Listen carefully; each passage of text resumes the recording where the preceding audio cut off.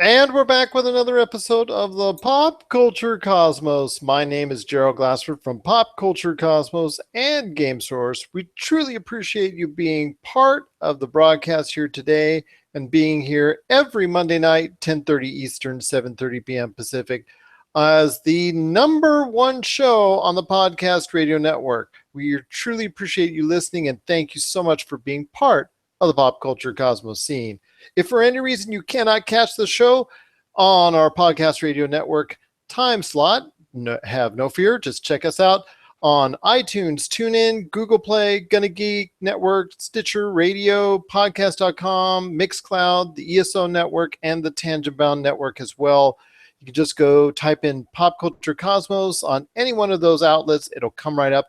And if you download our podcast, you'll actually get an additional podcast from our awesome network of Humanican Media, Pop Culture Cosmos, and also Game Source and Robin Callan Films area of podcasts. Well, I'm here again with my good friend. He's the man, the myth, the legend. He is truly, truly a man among men. It's the creator and evil mastermind of Humanican Media. It's Josh Pederson. How are you, my friend? Good, man. Just, planning to take over the world one podcast at a time. Indeed, he is. It's great indeed to have you back aboard one more time, my friend. We truly appreciate you being here again and listening to everyone out there, being part of our being part of the Pop Culture Cosmos, indeed. So we've got a great show for you today. Later on in the broadcast, we're going to have the Super Bros Station Gamescast. We're also going to have, indeed, another taste of the Gamercast with J. Rob and Glenn. But I wanted to ask you first off, my friend, it's coming again this weekend. It's another segment, another part, another iteration of the world-famous Fast and Furious lineup of movies, with the Fate and the Furious this time, in a way to, again, try to intertwine the whole Furious and Fast and all that type of stuff as far as the line of movies are concerned. With this time, Vin Diesel looking like, for whatever reason that he's coerced into, but he turns to the dark side and helps Charlize Theron with some evil plan, and it's up to the whole gang, including Jason Statham, who was a baddie before, who's now trying to, at least on the surface, help the guys and gals from the Fast and the Furious, trying to help them save the world from another evil, destructive plan. Your thoughts on if this looks like something that's going to be another hit in the series? And let me ask you a question that I know that's been starting to be banding around now that it's gone into the 5th, 6th, 7th, and now 8th installment of the franchise. Is it time for the Fast and Furious to end? If people getting burned out, and is there anything left in the tank in the Fast and Furious universe? I like the car metaphor. Obviously people still like it. It's the same, we're talking about this Pirates of the Caribbean. As long as there's an audience for it, they're going to keep making them. So, I mean, I don't think they're going to, even like they stated that there's only, after this one, there's only going to be like 2 more left. This is like the last trilogy. But so supposedly it's supposed to end on 10. That was the rumor. But even, I don't, like, Universal will, like, as long as people are willing to watch these movies, I think Universal will keep making them. I think that, they'll keep making spin-offs or whatever. And Jason Statham joining the crew, it's kind of, happened though, because first The Rock was against them, then he joined them, and then so it only seems fitting that Jason Statham would be against them and then join them. And I personally, I don't really like. I've never been. And then Kurt Russell looked like he was kind of against them, and then he joined them. And I think that there's a reason that Toretto turned on his. His family. There's an underlying factor there that we're not seeing, but they're not going to give it away in any of the previews. It's just one of those things, man. It's like people are going to keep watching them. They're entertaining. The Rock freaking threw a missile at a submarine, so it's like, as long as they keep going over the top, people are going to go to watch it just because it's going over the top. It's like what's that movie Kung Fury that was on Netflix? is just the most ridiculous movie ever made, but people are watching it because it's ridiculous. It's like Sharknado. And I think Well, is that yeah. what's so endearing about the series? Is the over-the-top antics, the For the cars? sure. What has made it so endearing now for for so many years and so many different iterations? Just that. I mean, these are it is kind of cool though, because these are characters that sorry, I saw the first Fast and the Furious when I was in the 6th grade. So I mean, these are characters who have ridden with, or I guess grown up, or whatever you want to say, with people along 15, 16 years now. So I think they have nostalgia on their side, and just it's the same thing. Like, it's become a fad with, especially on Netflix, to watch like B-grade movies where just the most ridiculous things happen, and people like that. Like, they don't like it. They like to go and make fun of it. It's like when people mock musicians now, they always mock them with a Scott Stapp from Creed voice. It's a fad that people are stuck on. Now, do you think the death, unfortunately, of so tragic death of Paul Walker, everybody I'm sure is aware of it, and all the fans that have now seen the films and saw the tribute to him in the preceding film, and I believe there is something that's planned also, at least to mention here in this current iteration that's coming out this weekend. Do you think, and I'm sorry, I'm going to have to put this out there, do you think the death of Paul Walker is going to affect the series? Do you think it still has every bit of the glamour and every bit of the nuance of the Fast and Furious series, even if he's not in it? Do you think it just centers mainly around Vin Diesel, and as long as he's there, the franchise will survive and thrive? That's an interesting question. Can Vin Diesel hold this franchise up by himself? We honestly, we won't know until the reviews come back. Right now, like, just from what I hear, everyone's really stoked on it. It's just one of those things. I think once we start getting the reviews back and people start talking about it online or whatever, then we'll know whether it can hold its own without Paul Walker. Because Paul Walker, in my eyes, is just as responsible for carrying that franchise as Vin Diesel is. In fact, like, they had actually based, future, after Too Fast, Too Furious, they'd actually based future installments on Paul Walker alone. It wasn't until the success of Tokyo Drift that Vin Diesel decided that he wanted to come back into it. I think he made a deal for an appearance in Tokyo Drift so that he could do not Pitch Black, but the Riddick. That's right. Yeah, exactly. And I think that he saw a paycheck there, because Vin Diesel, like, I might be one of the few human beings on this planet that actually enjoyed watching him in The Last Witch Hunter, but I don't think he has much of he plays one character pretty much. You are one of the last human beings. I just want to let you know that enjoyed The Last Witch Hunter. Yeah.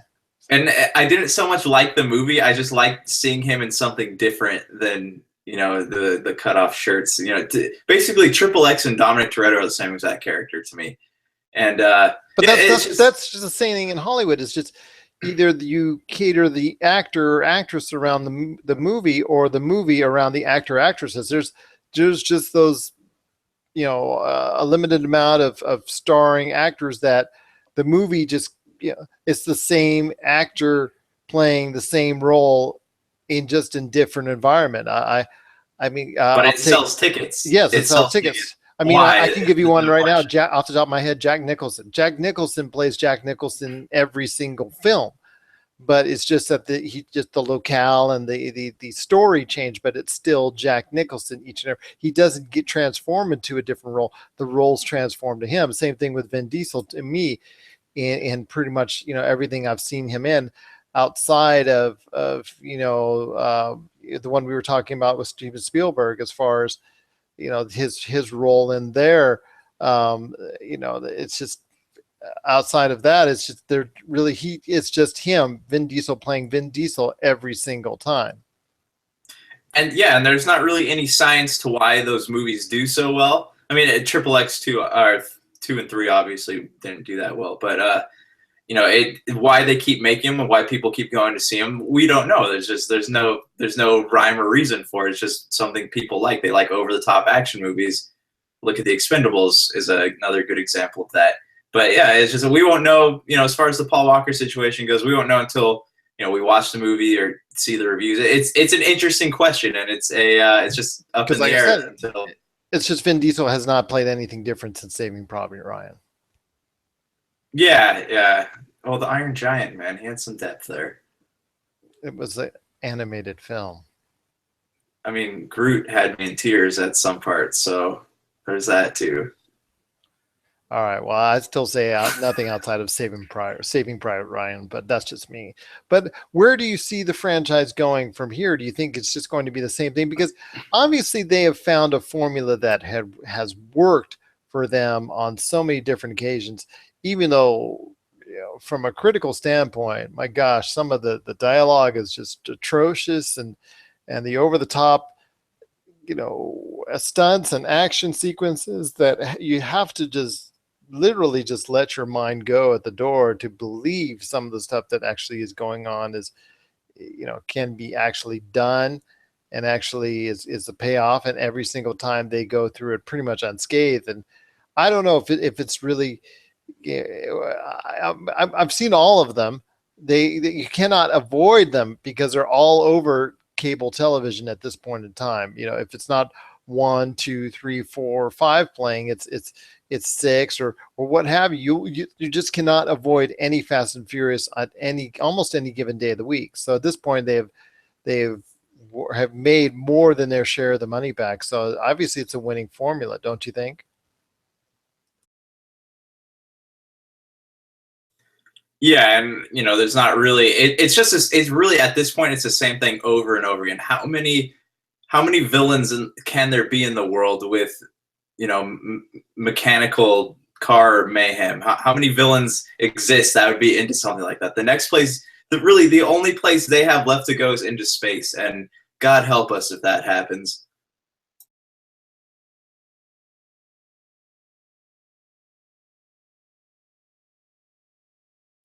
Oh yeah, indeed. Well, if they do go to space, hey, if Call of Duty can go into space, so can the Fast and the Furious. That's all I say, because I think if it does go into space, you're just gonna. If it does go into space, you can just clearly see all the satellites crashing in the similar way that the cars crashing indeed. But what are your thoughts out there, everyone, on the Fast and Furious series? Is it time for the series to slow down and come to a screeching halt, or do you see a lot more, or revving up the engine and a lot more miles out of this franchise? Just let us know your thoughts. popculturecosmos@yahoo.com, Pop Culture Cosmos on Facebook, Pop Culture Cosmos on Twitter, or Humanican Media on Facebook and Twitter. And while I've got you here, Josh, what is going on with everything going on with the wonderful world of Humanican Media? Just business as usual. We have the new episode of What About This coming out next week. Travis had a baby, or his wife had a baby. Congratulations, both of you, if you're listening to this. And then we have the super. I'm assuming there's going to be a new Super Bro station. It's about that time that Brian and Eric are in school, so they're having their finals. So once that's out for the summer, we'll be more back on schedule. And then the morning show, the Morning Monitor, starts this week, so you'll be able to tune. The plan is to have each episode up by before 12 each day, and you'll be able to listen to us, watch us on YouTube, whatever. I'm sure we'll be playing some of it on the Pop Culture Cosmos. Just a lot of good stuff going on. More to come. Indeed, it sounds like there's a great plan going on. Indeed, that's Humanican Media on Facebook and Humanican Media on YouTube and Twitter as well. Well, we've got a great show lined up for you today. Just some awesome things going on. Later on, I'm going to have a conversation about the Xbox Scorpio and some information finally let out in detail about exactly what's under the hood, or what will be under the hood of this incoming console that's going to be heading to store shelves later this year, most likely. And then also we're going to talk a little bit about Chris Evans and Captain America, because he's been on the fence over the past few years whether he wants to leave it or whether he wants to stay. But we'll talk about Captain America and where he fits in the Marvel Cinematic Universe as far as going forward, because his contract is coming up very soon. So we'll discuss exactly, what the process is for maybe going ahead and staying within the Marvel Cinematic Universe, whether we want him to stay or whether he thinks it's maybe time for Cap to take a seat and whatnot. But we'll talk a little bit more about that later in the show. We've also got, like I said earlier, a Super Row Station Gamescast and also Gamercast with J. Rob and Glenn also on deck as well. And it's going to be a great show indeed. But first, before we head to the break, we've got a great song again from Plasma Z. This is going to be a great tune for you. We are just so excited to play here. He did, the song was just so awesome last week that was played for both of our shows. We're gonna do it again this week. And this right now is Supernova from Plasma C, right here on the Pop Culture Cosmos.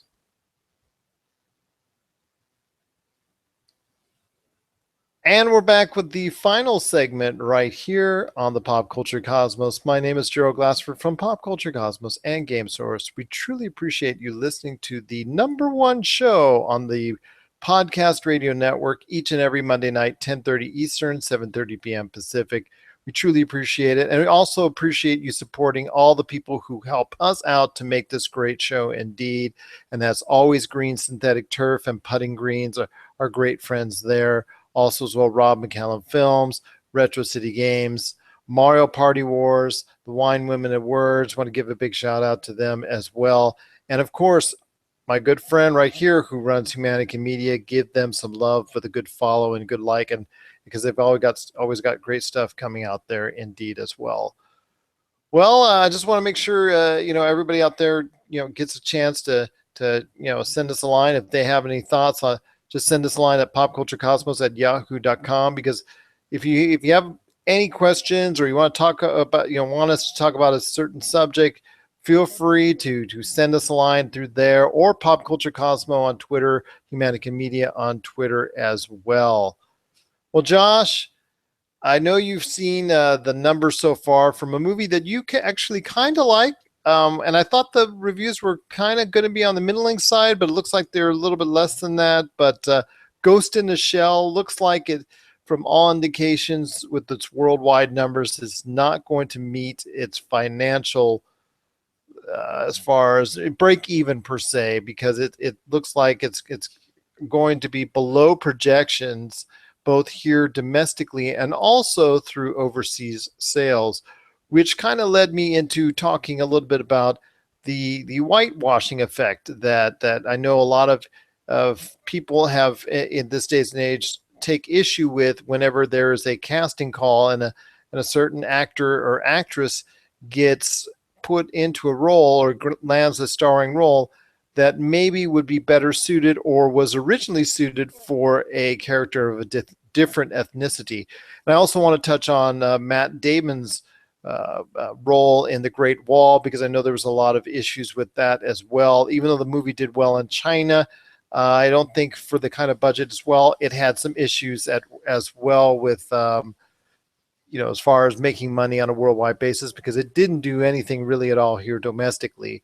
But I want to hear your thoughts on the whitewashing issue. Is it time for Hollywood to just realize that they're not going to be able to just put any actor or actress, whether they have a name or not, into a role, and to start opening and broadening their horizons to the appropriate or more, I should say, the more fitting ethnic choices that are bound to get these roles or should be getting these roles for these types of films?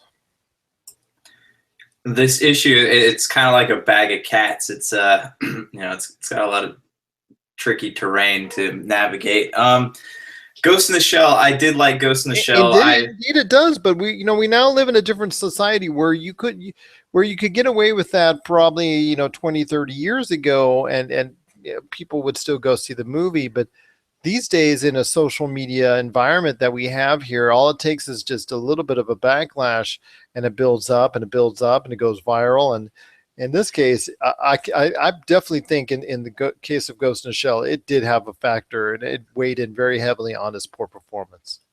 Okay, but let's think about it like this. So, how many of the people, the social media justice wars, or you want to call them, how many of them were planning to go see Ghost in the Shell? I guarantee you a very small percentage of them were going to see Ghost in the Shell. They saw the the rigmarole online, and they decided to weigh in on it. But I get it. Yeah, it should have been a Japanese character. And if you see the movie, they kind of just explain why that happened, just because, besides the obvious fact that they were hoping Scarlett Johansson would sell tickets. And there are certain characters who need to stick to their, their ethnic origins. But it's like we're making this huge deal out of things like this, and I get why it's a big deal. I get that, but we're at the same time, like, Ghost in the Shell is such an obscure, like, to anime fans it's big, but to everyone else, like, maybe people have heard of it, it's kind of an obscure property to them, and they weren't planning on going to see it in the first place. So they're just kind of finding something to yell about. But it was weird in the fact that, yes, it took place in Japan or Tokyo, and there wasn't and some of these characters were white. You're kind of like, yeah, what is that? But at the same time, how many like prominent Asian actors are out there that could carry a role like that? I guess it would be where I'm going with this conversation. There's plenty of. I mean, I don't want to get into the semantics of it, but I can tell you there are plenty of good Asian actors. There used to be American actors or Asian actors, period, that are out there that could do the role and have no problem in doing it. I kind of disagree with you on that. There used to be like, Lucy Liu or whatever, like they could carry movies, but nowadays you don't. And this is, it boils down to a different issue there. Hollywood needs to start casting more Asian Americans or not Asian Americans, but just Asians in general into movies, because they're not really getting a chance to become these big actors that could carry a movie like that, because they're not getting the chance. They're playing side characters, or Marvel is doing a good job of taking different, like, actors of different ethnicities and raising them up to a more desirable level for studios. But even the Iron Fist character in Netflix, that was an issue as well. That was a stupid issue. That was this is, I can argue about that all day, but, like, this is one of those things, like, with the Iron Fist is different. If the character, the artistic view for the character was that he was meant to be white, I think we need to leave it alone. Like, there's a reason that the writer or whatever left that character the way it was. But in the comic books, let's just get for the record for everybody out there, for he Iron is white. Fist, he is white. For the comic books, he is white. Oh, okay. That okay is, so if the comic book character is white, then they're hiring a white actor, I guess in this case was obviously justified and founded. But when it comes to, like, Ghost in the Shell, which I understand it's an obscure anime to the normal larger public, but it was still such a hardened base that was excited about seeing it, and just they still had time to make changes when they announced that Scarlett Johansson was doing the picture. Yeah, to me, like, okay, I liked the movie, but it was it was obscure in the fact that, yeah, what are these two white people doing in Tokyo? But yeah, I mean, I guess it all depends. They were hoping Scarlett Johansson would sell a movie, and this kind of goes to show that she can't sell a movie by herself, and maybe that's going to dampen our chances of getting a Black Widow movie, which I know we've been hopeful for a long time. I think she could sell a Black Widow movie. Because that's the power of Marvel.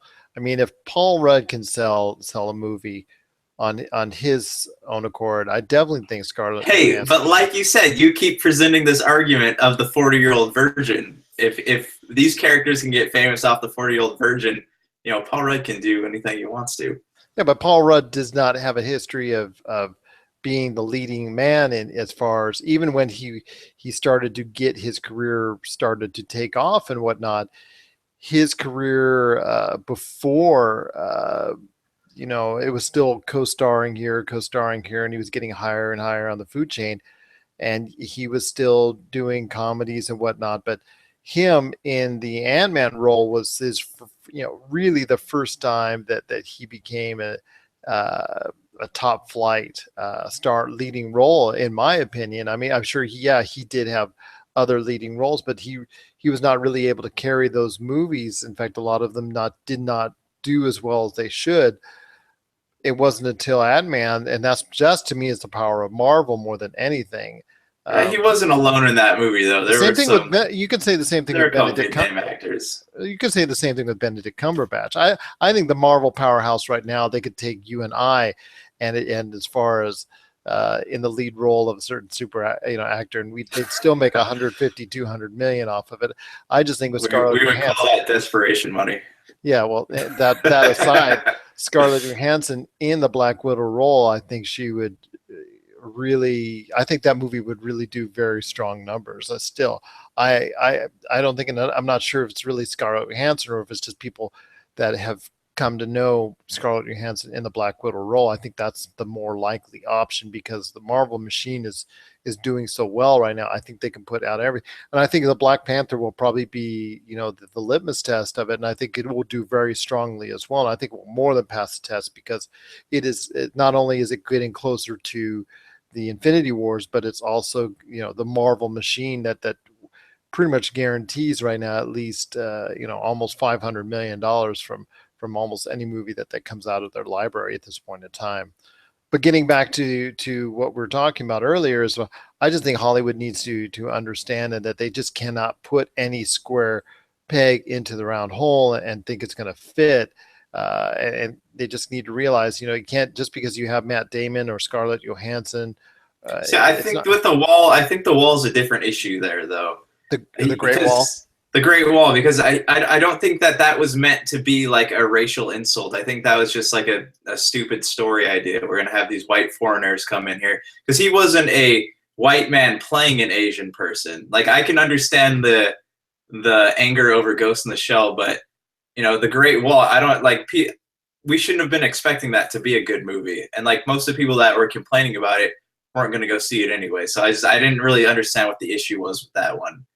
Because that was made by an Asian filmmaker, and it was. They wanted Matt Damon in there. I understand why they wanted Matt Damon. Don't get me wrong. I understand why exactly. He's not there to get the Asian audience. That's from Southeast Asia and China, whatnot. It was the opposite. They did what we did with Scarlett Johansson, but they did it with Matt Damon, hoping that would draw us to go see the movie. But we did it with, it's just.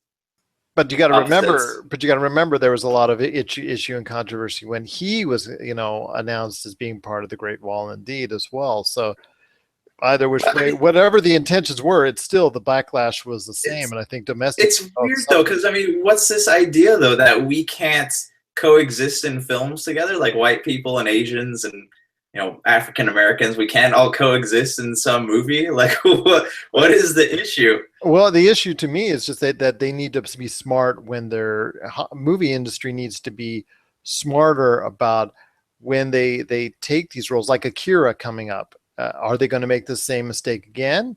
I just think they need to be more careful about it. No, obviously you want diversity as a whole in your movies. You want to be able to have an industry where it supports everyone of every kind. That's not the issue. The issue is just when you're talking about certain roles that fit a certain character or a certain persona, you need to make sure you put in the right persona and not just try to put in just a name for namesake. Like I said, Akira, when they finally get that on the road, when they finally get that show on the road and get the actors involved and whatnot, they need to understand what went wrong with Ghost in the Shell and say, hey, we're not going to do it wrong with Akira, because Akira is more well known than Ghost in the Shell, but to still the general consumer audience, it's still just a little anime thing that they're not really understanding of, and they don't appreciate it for the brilliance that the original had. Am I wrong on that? No, you're not wrong. With Akira, they got to tread care. They really have to tread carefully, because if they're going, I agree. That's what I'm trying to say. They just cannot keep falling into the same trap time in and time out.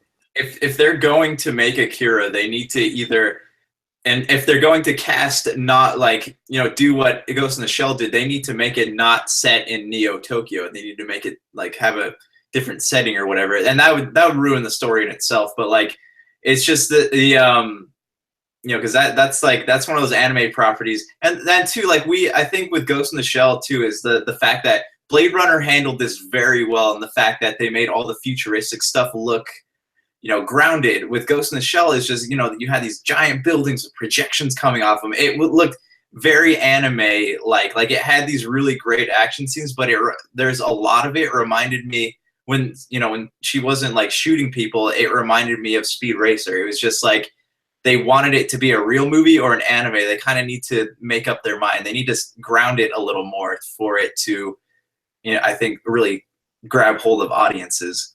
Well, with Speed Racer, that was just basically the Wachowskis taking it and just they really took the cartoon and tried to put the cartoon to life, and it just ended up being like this 2-hour mural of just nothing but pastels and washed out colors, instead of people worrying about exactly what's going on the screen, because there wasn't very much going on the screen. From I remember the dialogue was pretty lousy, and they took the same dialogue from the actual show pretty much and put it into the movie, and that really, you didn't never watch Speed Racer because of the cute dialogue and whatnot. It did not translate well on film, and I don't want the same thing to happen to Kira. But I'm just saying that the movie industry needs to take heed to these continual lapses in judgment of trying to continually put the people they think is going to be the way that they're going to be able to sell a film, when in essence it's not always about a name, as you and I have come to know. And there's been a lot of name actors who've missed on a lot of films. And, tell me the huge name actors that were in Get Out. Yeah, not a lot. Let me. I mean, that's a huge film right now. That's one of the most profitable films of 2017. Oh, for sure. I think is the director too, like Jordan Peele. Yeah, I think he had some push there too. Yeah, no, that's besides the point. Like, they had a lot of no-name actors. But let me ask you this: so, like, we're talking about diversity in films.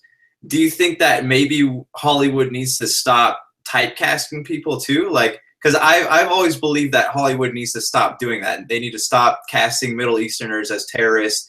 They need to stop casting, making every African American in a film be oppressed. Like, I think that all these actors are really good, and they have these huge, wide ranges of acting talent, but we're never going to see it because Hollywood is basically, stereotyping them. And there's so much talent there that I think could have benefited a movie like Ghost in the Shell or the upcoming Akira, or there's a lot there to work with, but they're not working with it. Thus, it results in someone like Scarlett Johansson being cast in, an anime movie. I couldn't agree with you more. Typecasting and stereotyping by the movie industry, because it's been very shallow-minded for going back well over 100 years, my friend. I mean, if you've studied film like I had to at one time, and take a real deep, hard look at the industry, you'll understand that they've been stereotyping for years. And do I think they're going to get off? Do I think they're going to get off it anytime soon? I don't think they're going to change their ways anytime soon. But as these budgets become larger, as the standard budget seemingly becomes 50, 60, 80, 100 million in the case of Ghost in the Shell. I mean, everybody take a look out there at Box Office Mojo. The budgets that have reported by them, the ones that they are available to get, you see a lot of 80, 90, 100, 110, 125 million dollar budgets. And I understand these studios think they feel safer by grabbing a name individual, but unfortunately these days there need to just go ahead and do a little bit more research and realize, before we go ahead and produce these films, what is actually the right actor for this role, or right actress for this role? Do we need to go ahead and just get a name for namesake, or just, that we need to make sure that looks good on the movie posters at the movie theaters upcoming, or do we really need to get someone that can really be embraced by people, as far as that won't have a social media backlash that just starts this wave of negativity towards the film? And I think in the social media universe that I described earlier, I really think that, you say it's people that weren't going to see the film in the first place. It doesn't matter, because it starts this wave of negativity that has the general consumer audience picks up on it and says, I don't want to have anything to do with this film. And I think it really reflected on the Ghost in the Shell's performance. And going forward, I think Hollywood really needs to take heed to that before they start going ahead and pigeonholing these actors and actresses into these roles. What are your? Yeah, it's. Oh, sorry. Go ahead. No. Oh, sorry, no. It's just it's funny because we are talking about these issues of like race and gender. We go back to this stuff a lot, but Hollywood is they should be at the forefront of this, if anything, because they're one of the most liberal industries out there. You think so because you would think, yeah, because it's out there often labeled as that and whatnot. But we talk about this in all forms of entertainment. We talk about this in all forms of entertainment, whether it's comic books, video games, what have you. It just seems to this repeatedly, just rear its ugly head time and time again, and they just don't learn from their previous mistakes very well. And Hollywood is just the glaring example of that, even though it is supposed to be full of liberal views and liberal ideas indeed. So what are your thoughts out there on the movie industry and basically entertainment in general? Should they as a collective whole change their ways and change their views and concepts of how they perceive or who they decide to go ahead as their leading roles in actors or actresses in these different pieces of entertainment, whether it's video games, comic books, or definitely movies, as we've seen very much lately? Share us your thoughts, popculturecosmos@yahoo.com. Also as well, Facebook, Pop Culture Cosmo, and Pop Culture Cosmo on Twitter as well. And then Humanican Media on Facebook and Twitter. So any last thoughts before we head on out, Josh? No, it's just like this whole thing. It's an issue, and it's an issue that's going to continue to grow just because we're such a socially conscious society now, and it's we can hope for the best, but it's just everyone's always going to have an opinion on something like this. So we'll see if okay. I was thinking while you're talking, who could have played Major Bow and Ghost in the Shell really well is Elektra from Daredevil. I don't remember what her name is, but I think she would have played it pretty awesomely. So from the newest Daredevil. Yeah. Not Jennifer Garner. That's the same problem there. But we'll just have to see what the future holds. We can hope for the best, but we'll probably be talking about this again, I'm sure. I have a feeling we will as well. But we want to thank everybody for stopping by and taking a listen to our show today. We truly appreciate it. And hopefully you'll get a chance to check out our Friday show, the PCC Multiverse, on the Podcast Radio Network, 7 p.m. Eastern, 4 p.m. Pacific, and also on all of those great audio outlets that the Pop Culture Cosmos is on as well. So for Josh Pederson, this is Gerald Glassford. It's another beautiful day here in paradise, here in the Pop Culture Cosmos. We thank you for listening, and here's hoping you have yourself a great day.